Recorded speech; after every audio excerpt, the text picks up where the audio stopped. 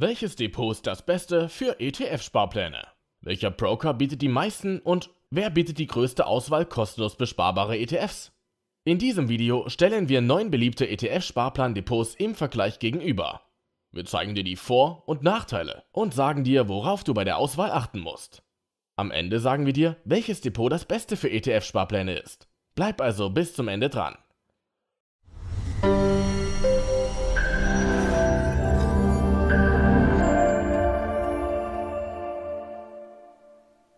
Hallo und herzlich willkommen bei Geldrat.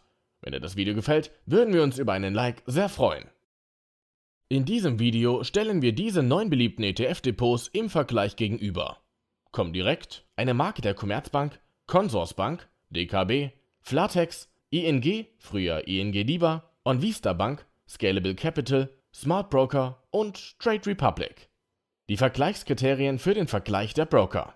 Die Kosten für die Depotführung, die Anzahl sparplanfähiger und kostenlos besparbare ETFs, Sparplankosten und die Mindestsparrate.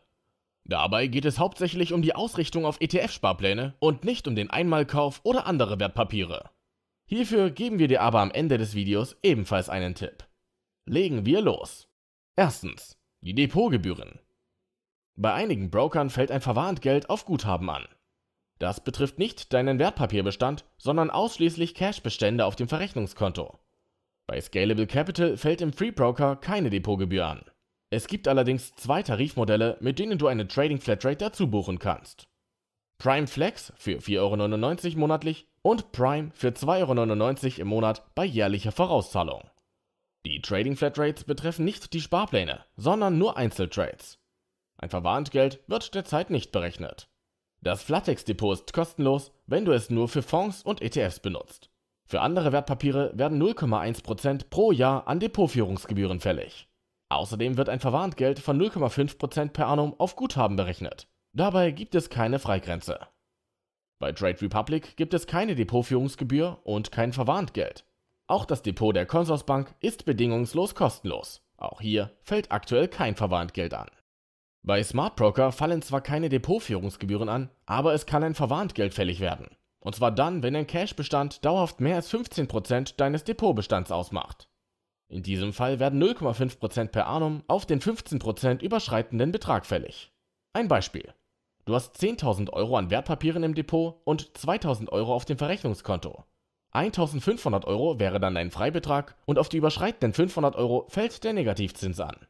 Grundsätzlich wird der Durchschnitt eines Quartals herangezogen, sodass kurzfristige Spitzen ausgeglichen werden. Außerdem hast du, wenn du zum Beispiel für einen Aktienkauf einen höheren Betrag überweist, eine Freifrist von 3 Monaten. Beim ING-Depot wird keine Depotführungsgebühr berechnet. Es fällt jedoch ein Verwarntgeld in Höhe von 0,5% per annum auf Guthaben an, wenn du den Freibetrag von 50.000 € überschreitest. Beim Comdirect-Depot ist die Depotführung in den ersten 3 Jahren bedingungslos kostenlos. Nach Ablauf der 3 Jahre kannst du die monatlichen Depotgebühren in Höhe von 1,95 € sparen, wenn du eine der 3 Bedingungen erfüllst. Du machst 2 Trades im Quartal, du führst ein Comdirect Girokonto oder du hast mindestens eine Sparplanausführung pro Quartal. Auch beim Comdirect Depot gibt es ein Verwarntgeld von 0,5% per annum für Guthaben über 50.000 €. Das DKB Depot ist bedingungslos gratis.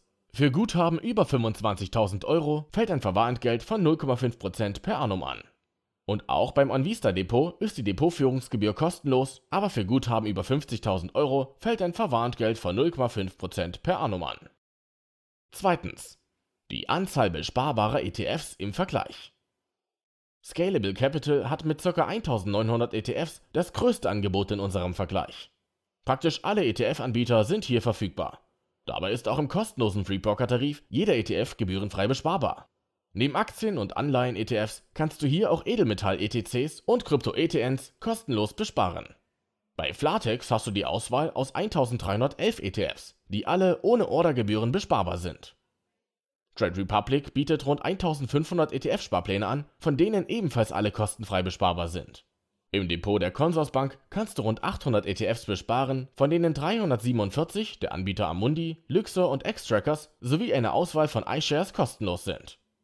Smart Broker bietet dir insgesamt 605 ETFs mit 274 kostenlosen von Amundi, BNP Paribas und Xtrackers. Bei ING findest du 818 ETFs, von denen alle kostenlos besparbar sind. Comdirect bietet eine Auswahl von 916 ETFs mit 138 ETFs von Amundi, iShares, Luxor, Franklin Templeton, Think, VanEck und Vanguard, die kostenlos besparbar sind. Bei der DKB kannst du aus 946 ETFs deine Sparpläne auswählen.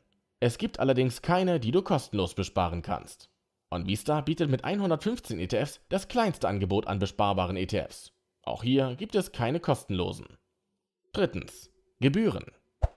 Kommen wir nun zu den Kosten für ETFs, die du nicht kostenlos besparen kannst. Bei Scalable Capital fallen grundsätzlich keine Kosten für Sparplanausführungen an. 0 Euro. Auch bei Flatex fallen keine Ordergebühren mehr an. Ebenfalls 0 Euro. Bei Trade Republic sind alle Sparpläne kostenlos. 0 Euro also. Die Consorsbank berechnet 1,5% deiner Sparrate. Bei Smart Broker fallen 0,2% der Sparrate, mindestens aber 80 Cent an. Die ING berechnet für die Sparplanausführungen keine Gebühren mehr. Beim Comdirect Depot sind es 1,5% je Sparplanausführung. Die Sparpläne bei der DKB kosten pauschal 1,50 Euro und OnVista berechnet 1 Euro, ebenfalls pauschal. Viertens. Gebühren nach Sparratenhöhe. Um die Gebühren der nicht kostenlosen ETF-Sparpläne etwas übersichtlicher gegenüberzustellen, zeigen wir dir nun, wie hoch die Gebühren bei verschiedenen Sparraten aussehen. Beginnen wir mit einer Sparrate von 25 Euro. Bei Scalable Capital 0 Euro. Bei Flatex fallen keine Gebühren an. Bei Trade Republic fallen keine Gebühren an. Die Consorsbank berechnet 38 Cent. Bei Smart Broker wird der Mindestbetrag von 80 Cent berechnet. Die ING rechnet 0 Euro an Gebühren ab. Beim Comdirect Depot werden 38 Cent berechnet. Die DKB bietet Sparpläne erst ab 50 Euro Sparrate an. Und auch bei OnVista geht es erst bei Sparraten von 50 Euro los. Bei 50 Euro Sparraten fallen folgende Gebühren an.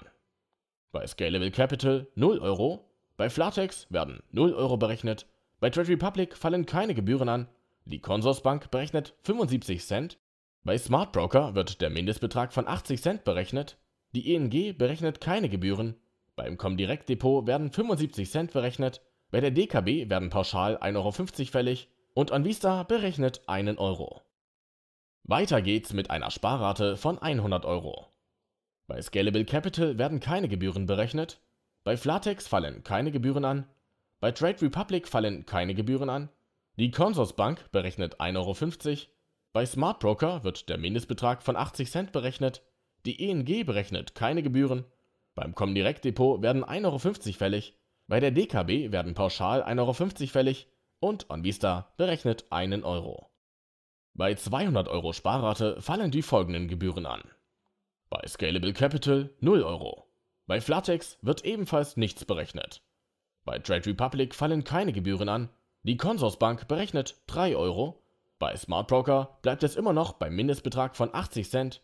Die ING berechnet 0 Euro.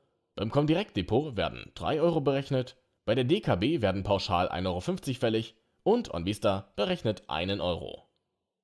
Bei 500 Euro Sparrate fallen die folgenden Gebühren an. Bei Scalable Capital 0 Euro, bei Flatex werden 0 Euro berechnet, bei Trade Republic fallen keine Gebühren an, die Consorsbank berechnet 7,50 Euro, bei Smart Broker wird 1 Euro berechnet, die ING berechnet keine Gebühren, beim Comdirect Depot werden 7,50 Euro berechnet, bei der DKB werden pauschal 1,50 Euro fällig und OnVista berechnet 1 Euro. Bei 1000 Euro Sparrate fallen die folgenden Gebühren an. Bei Scalable Capital 0 Euro, bei Flatex werden keine Gebühren berechnet, bei Trade Republic fallen keine Gebühren an, die Consorsbank berechnet 15 Euro, bei Smart Broker werden 2 Euro berechnet, die ING berechnet keine Gebühren, beim Comdirect Depot werden 15 Euro berechnet, bei der DKB werden pauschal 1,50 Euro fällig und OnVista bietet keine Sparpläne in dieser Höhe an. Fünftens. Mindestsparraten. Auch die Mindestsparsumme für Sparpläne kann, je nachdem wie hoch dein Budget ist, ein entscheidendes Kriterium sein. Und die liegen bei den Brokern in unserem Depotvergleich wie folgt. Scalable Capital 1 Euro, Flatex 25 Euro, Trade Republic 10 Euro, Consorsbank 25 Euro, Smart Broker 25 Euro, ING 1 Euro, Comdirect 25 Euro, DKB 50 Euro und OnVista 50 Euro. Welches ETF-Depot ist das Beste? Dieser Depotvergleich soll helfen, den besten Broker für dich zu finden, wenn du hauptsächlich in ETFs investieren möchtest. Unsere Empfehlung für passives Investieren mit ETF-Sparplänen ist ganz klar Scalable Capital. Hier hast du mit rund 1900 ETFs insgesamt die größte Auswahl unter allen Brokern. Selbst im kostenlosen Free-Broker-Tarif kannst du alle ohne Gebühren besparen und das schon ab einer Mindestsparrate von nur €1. Wenn du auch in einzelne Aktien per Sparplan investieren möchtest, ist das mit Scalable Capital ebenfalls kostenlos möglich. Rund 6000 sparplanfähige Aktien stehen dir hier zur Auswahl. Eine Besonderheit: Auch Kryptowährungen kannst du bei Scalable Capital so einfach besparen wie Aktien-ETFs.